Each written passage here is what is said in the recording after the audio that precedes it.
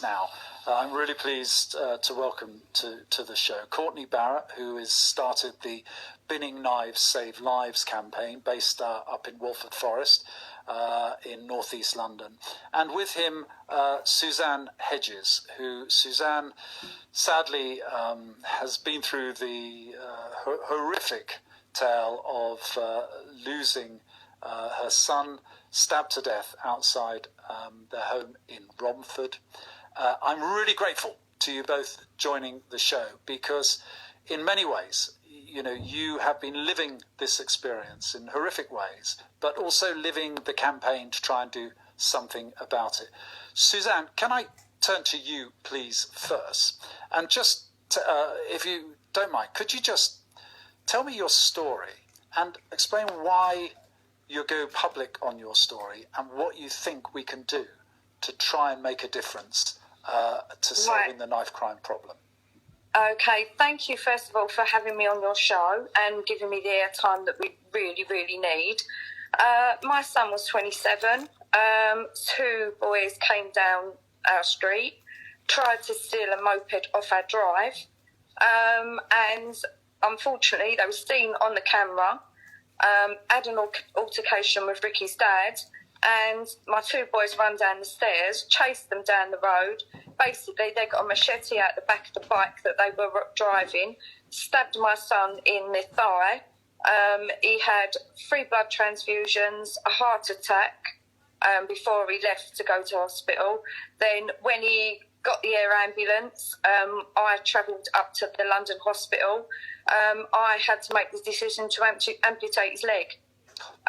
Ricky's very active, never been in trouble with the police.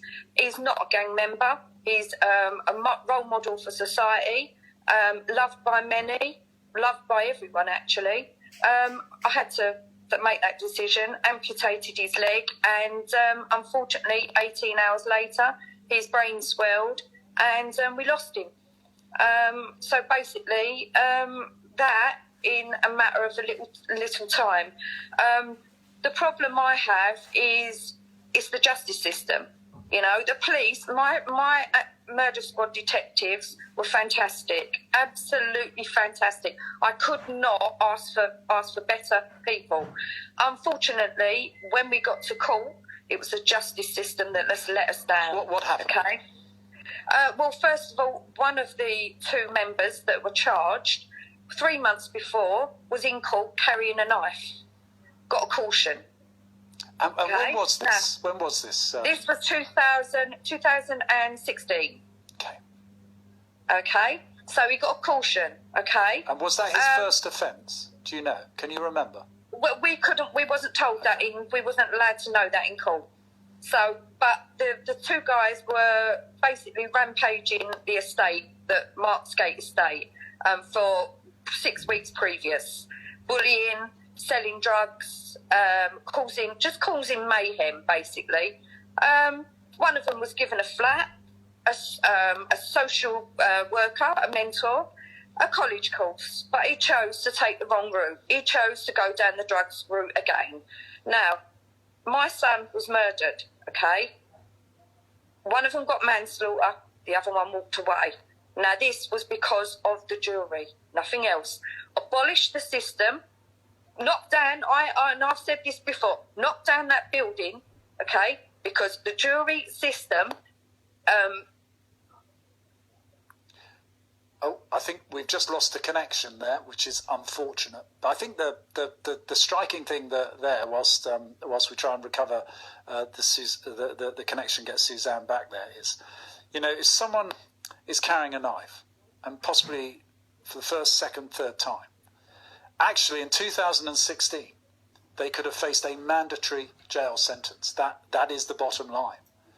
That law was introduced, and yet, for carrying a knife, they were not given that mandatory sentence, even though Parliament had called for it. That's because the judges weren't doing their job. Suzanne, you're back with us.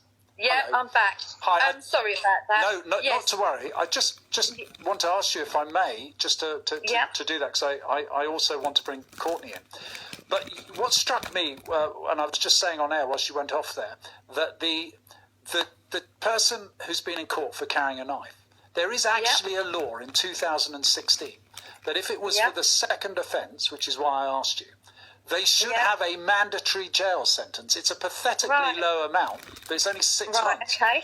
But one third of those people who should be sent to jail are not going to jail. That's why I feel you were let down so badly, and others. Well, let me just say to this now, right? Okay, the guy that got sent home on the train behind me got acquitted. Okay, 4 months later was caught with a knife, cocaine, stolen car, drugs money.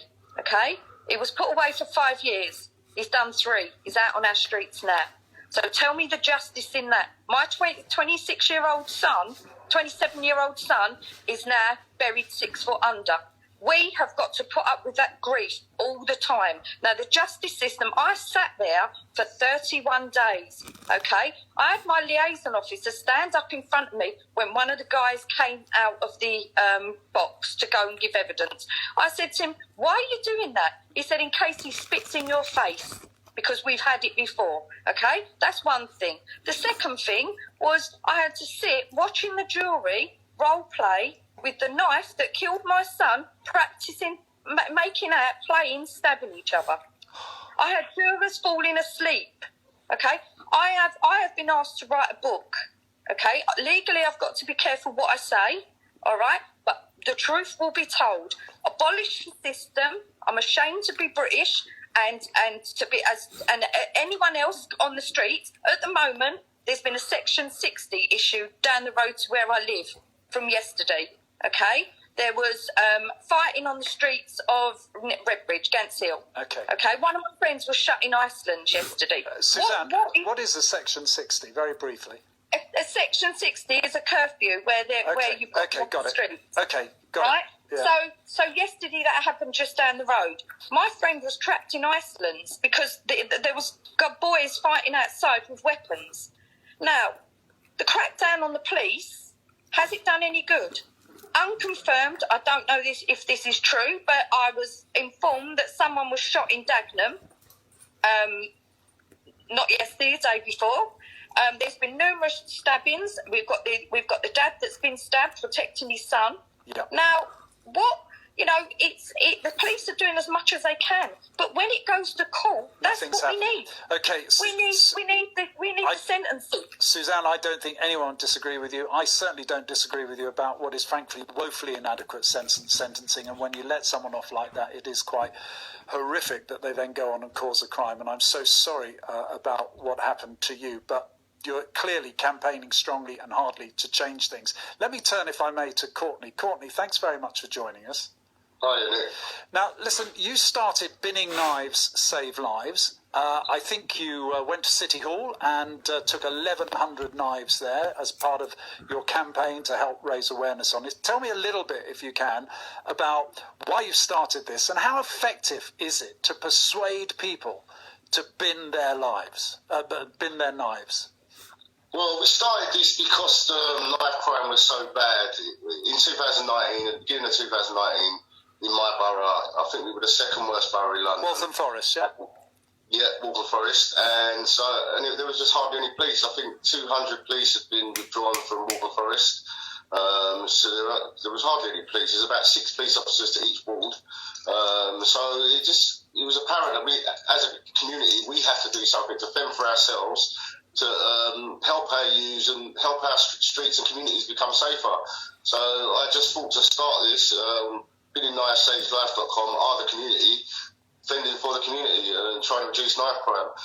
So we go around, we try to reduce knife crime. It's, for me, myself, and my team, we've been doing it a while, and we all know what we've got to do and what we've got to say. We're pretty good at getting knives off people and off of gang members and from all kinds of people. You know, it's not just gangs, there's all kinds of people who are carrying knives. Courtney, it's hugely impressive work you're doing, but if I said to you, what one ask would you, because you're doing this locally, it's organic, it's grown up in an area where you see the front line, the horrors of knife crime, and you respond so positively to try and do something about it. But I guess what I'm asking is, if you had one ask of politicians, what is it you think they could realistically do to make that difference, to make it that to make that difference and reduce knife crime and help people like yourself, perhaps? Right, this is the problem with politicians. First of all, they don't really care. They care about their wages, their expenses, and all that kind of stuff in their careers. They don't really care about us people. You know, this is where. Let's say they do. We've got to get it on their agenda, right? We've got to make them understand it. What would you ask of them? Get it on their agenda, Nick. Because it should be on their agenda anyway. It should. Doesn't safety come first? Where's the safety of Londoners? Yeah, where's the safety? Totally get that. Why isn't it coming first? Totally get that, and it should. But what would you ask them there? What can they do to make a difference? Is it money to fund more programs like yours? Is it justice, as Suzanne's talking about? We need to start listening to people like myself who are on the front line, who know what needs to be done. You know, we've helped to reduce knife crime in Waltham Forest. You know, but nobody's. We've handed over 1,100 knives that we collected in a year. You know, to City Hall. Sadiq Khan refused to accept them.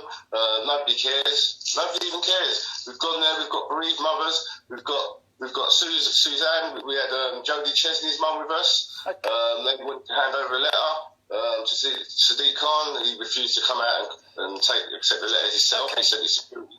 Listen, you know, nobody cares. They don't care. Well, I hope we're doing our bit, and I hope you keep up this campaign. You keep doing it, because you certainly got my support here, and I know people listening will be roaring for you to be a success, and will make the politicians listen. But Suzanne, can I just ask you? I mean, what is your opinion about that? Is it just getting politicians to listen, or do you have a single ask of them as well? Well, to care about us. My son is buried 6 foot under now. They don't care. He's just a name, and he's just a number and a statistic. You know, they don't know him by Ricky Hayden. They know him by a statistic. Now, they don't care. If they cared, I've been campaigning 4 years. Yeah, media as well. I blame the media because we don't get the airtime that we need. Okay, you've done it today. I had to pressure LBC twice to get my interview back on there. I've got 20 seconds on Wednesday. Well, listen. So, to be honest, but what they're putting on the news, you know, again, LBC put on, all I listened to was Boris and self-driven cars. Well, I'll tell you what I'll do. I'll tell you what I'll do about this, because, yeah, we're not going to talk about self-driven cars. I'll do this. I will try and bring you on the air with a politician, so you can get the message directly across to them. Now, I may not succeed. They may cut and run. But I agree with you. They need to listen. And frankly, you are both huge advocates for this. That's what I'm going to try and do for you. Now, will that cut you some ice? Will that help your campaign? Yes, it will. But unfortunately, in the 4 years that I have spoke to people, they've promised me so much and delivered nothing. Well, so, you know, let's keep going. Let's see if they walk in my shoes. No, totally get that. And I hope they never have to, by the way. And I'm sure you hope no one has to walk in your shoes. But clearly, we're gonna try and get that going. Now, Courtney, what about you? Well, let me ask you, what do you think? If I can get someone, would you be up for the conversation? Oh, definitely, 100%. Please. Make it as soon as possible. I can't wait. It's not in my hands, Courtney. I'm going to do my best to get them for you. And if I could drag them kicking and screaming here, the lockdown rules might prevent me, but we'll get them on screen like you two.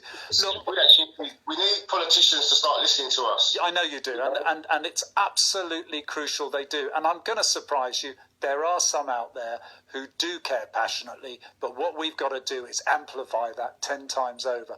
Suzanne, thank you for sharing your story with us. Courtney, thank you for your words and your campaign. And I'm sure, with a bit of luck, we'll be meeting again over the airways.